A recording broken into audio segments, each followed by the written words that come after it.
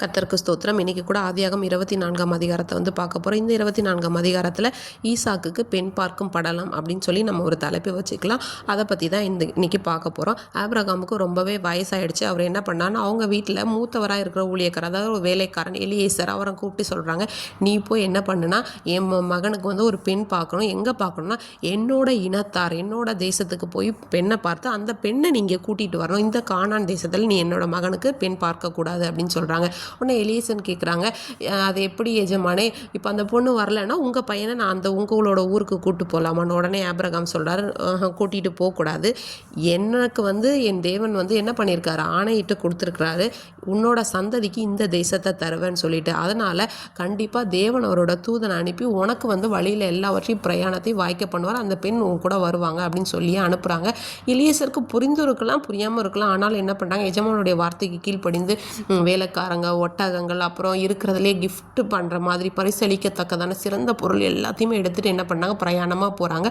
போயிட்டு என்ன பண்ணுறாங்க, நாகோர், அதாவது ஆபிரகாமுடைய சகோதரன் ஊராகிய நாகோர் இருந்தார்ல, நாகோர், அவரோட ஊர்கிட்ட போயிடுறாங்க. அங்கே போனதுக்கப்புறம் மெசபொத்தாமியா அப்படிங்கிற ஒரு இடம் வருது. அந்த இடத்தோட, அந்த ஊரோடைய ஸ்டார்டிங் தொடங்குற இடத்துல என்னென்னா ஒரு துறவு இருக்குது, அதாவது ஒரு கிணறுன்னு வச்சுக்கலாம். அந்த இடத்துல சாயங்கால வேளையில் பெண்கள் எல்லாம் தண்ணி பிடிக்கிறதுக்காக, தண்ணி எடுத்துகிட்டு போகிறதுக்காக வருவாங்க.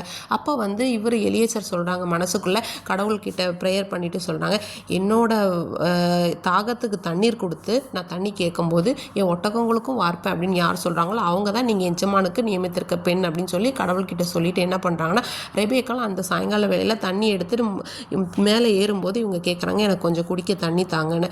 அப்போ உடனே ரெபேக்கால் சொல்கிறாங்க, நீங்களும் குடிங்க, உங்கள் ஒட்டகங்கள் குடித்து தீர்க்க மட்டும் நான் அதற்கும் வார்ப்பேன்னு சொல்லிட்டு சொல்லும்போது இவருக்கு ரொம்ப ஆச்சரியமாக இருக்குது. அவர் பார்த்துட்டே இருக்கார். ஒட்டகங்கள்லாம் குடிச்சு முடிச்சதுக்கப்புறம் இவர் ரெபேக்காலுக்கு ஒரு காதனையும் 2 கடகங்களையும் பரிசளிக்கிறாங்க. உடனே இந்த ரெபேக்கால் சொல்கிறாங்க, நீங்கள் இன்றைக்கி எங்கள் வீட்டுக்கு வரலாம், ஒட்டகங்களுக்கு தங்குறதுக்கு தீவனம் சாப்பிட்றதுக்கு உங்களுக்கும் நாங்கள் இடம் இருக்குது தங்குறதுக்கு, தங்கிட்டு போகலாம் அப்படின்னு சொல்கிறாங்க. அப்போ இவங்க வீட்டுக்கு கூட்டிகிட்டு போகிறாங்க. அப்போ என்ன பண்ணுறாங்க, இந்த ரெபேக்கால் குடுன்னு ஓடி போய் அவங்க சகோதரன் லாபான் கிட்ட சொல்கிறாங்க, அண்ணா இந்த மாதிரி நம்ம இப்படி வந்தாங்க, இந்த மாதிரி நடந்த எல்லாத்தையும் சொல்கிறாங்க. உடனே லாபான் வெளியே அவங்கள வரவேற்று அவங்கள கால் கழுவ தண்ணி கொடுத்து அவங்க கூட எல்லாரையும் உட்கார வச்சு அவங்கள ஆசுவாசப்படுத்தி அவங்கள சாப்பிட்றதுக்கு எல்லாம் எடுத்து வைக்கும்போது எலியேசர் சொல்கிறாரு, நான் இப்போ உங்கள்கிட்ட ஒரு விஷயம் பேசணும், அதுக்கப்புறம் தான் நான் சாப்பிடுவேன் அப்படின்னு சொல்லும்போது, சரி சொல்லுங்கன்னு அவங்க எல்லாம் கேட்குறாங்க. லாபான், அவங்க அப்பா எல்லாரும் கேட்குறாங்க.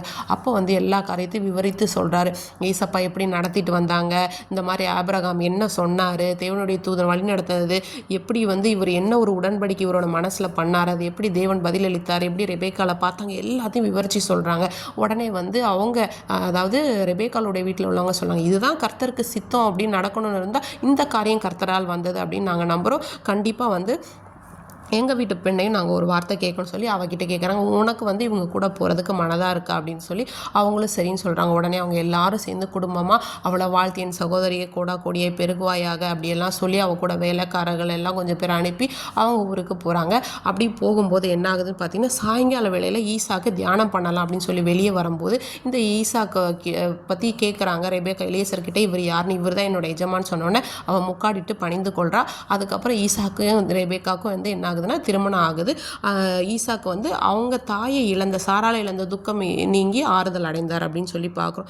இன்னைக்கு கூட நம்மளுடைய வாழ்க்கைக்கு நம்ம இதை எப்படி எடுத்துக்கலாம் அப்படின்னா, பரிசுத்த ஆவியானாகிய தேவன் நம்முடைய ஒவ்வொரு வழியிலிருந்தும் நம்ம கூடவே நடத்துவார், நம்முடைய மணவாளனாகிய இயேசு கிறிஸ்துவை சந்திக்கிற வரைக்கும். அதனால நாம் அவருக்கு கீழ்ப்பணிந்து பரிசுத்த ஆவியானவரின் நடத்துதலை உணர்ந்து வழி நடப்போமாக. ஆமேன்.